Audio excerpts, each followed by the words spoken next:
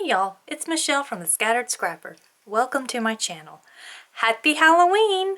Today is day 31 of Scrap-O-Ween and it is Trick or Treat Tuesday. I have some supplies picked out and a mixed media technique that I'm going to try. So let's get started. For today's technique, I'm following along with a video on Vicki Boutin's YouTube channel, and she is doing a technique that she is calling monoprint. And basically, I just have this large acrylic, I think it's acrylic sheet. It's just the cover of her foundation's paper pad, and I just flipped it over on the back, and I'm putting some acrylic paint down and using my brayer to spread it out thinly on the acrylic. Is this technique a trick or a treat? Well, for me, I think it's more of a trick. I'm not real happy with how it turned out, or at least the process. It definitely, I like the potential that it has. There you can kind of see the print that I pulled, but she makes it look so easy on her videos. And of course, I will have a link to her video in the description down below. So do go and check it out so you can see the master at work, because this is not it. So I got the layer of paint down, and then I spritzed it with my water, and I put the paper on top and kind of ran my brayer over the back of it again to help it pick up the paint. But I don't know if my paint is too cheapy or if it's too old or what, because it really didn't do like hers did. Now, the print that I just pulled, if I'd have left it just like that, I think I would have been happier. But I wanted to do this other little technique that she showed, where she had put down some items like this. I've got pumpkins down. I think she did leaves. And I wanted to give that a go because I like the idea of it. And I think that I would enjoy this technique more if I had a 12 by 12 sized jelly plate, because this is basically jelly plate printing, but you don't have the jelly plate. You just have this plastic piece of paper, or that's not paper, but this plastic sheet. And either, like I was saying, my paint is just too cheapy, or it's too old, because it dried really fast. And then here I make a mistake. I did not spray my paint with the water first. And you definitely, if you try this technique, you want to do that little spritz of water. You don't want it sopping wet, but you do want it to be damp. So I didn't do that, and I ended up with it's kind of sticking and my little masked pieces coming off, and I really didn't get a print because the paint was basically dry or too thin or something. So I put everything back together, and I'm going to try it again. So I add a little bit more paint, actually a lot. I put way too much paint this time. It's really, I think that's part of the thing, is you have to find the happy medium.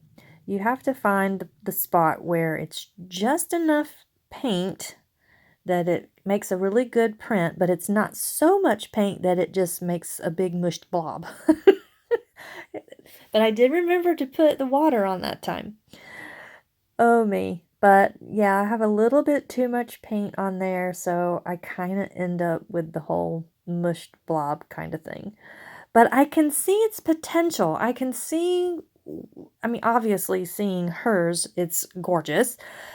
But I could see where if I could put a little more practice in, maybe use some different paint. And then here you can see it. if I didn't have those blobby pumpkins on it, I would like it a lot better, I think. But I also do like that really rich orange there. And the polka dots of the distress paint in Crackling Campfire, that's what the little polka dots are that I had done with the back of a colored pencil. I think she just used a regular pencil and that has the eraser on it, and she just dipped it in the paint.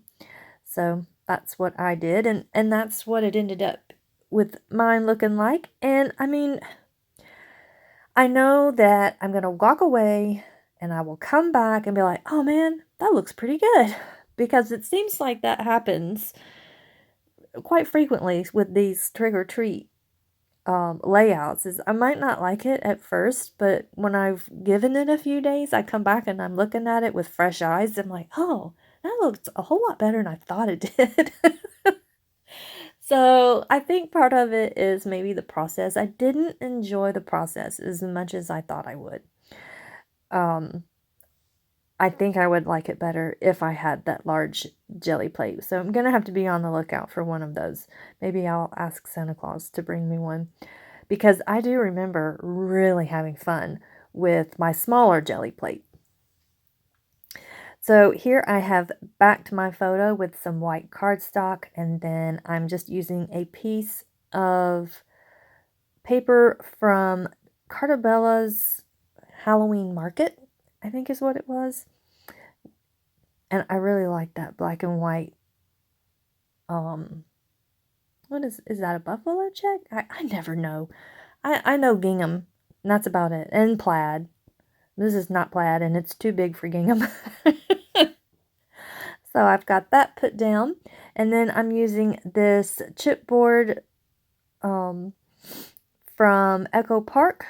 It's an old collection called Spooky, and I'm using the chipboard that says Happy Halloween as my title, and then the tree was a little bit too wide for where I wanted to put it, so I just trimmed it off and tucked it up under the photo. Since I had lifted or put my photo up on a little bit of foam, I can tuck these up under. And since I'm using mixed media and some older chipboard, I'm definitely putting the wet glue down. When you do mixed media, you definitely want to use wet glue and not just rely on your ATG tape or your little double-sided tape, because most of the time they won't stay stuck to the paint. And especially if you've got like stencils that you've put modeling paste? Not modeling paste. What's it called? That stuff, you smear through it. Like I know Tim Holtz's is called texture paste, but y'all know what I'm talking about. And anything with glitter, you definitely want wet glue.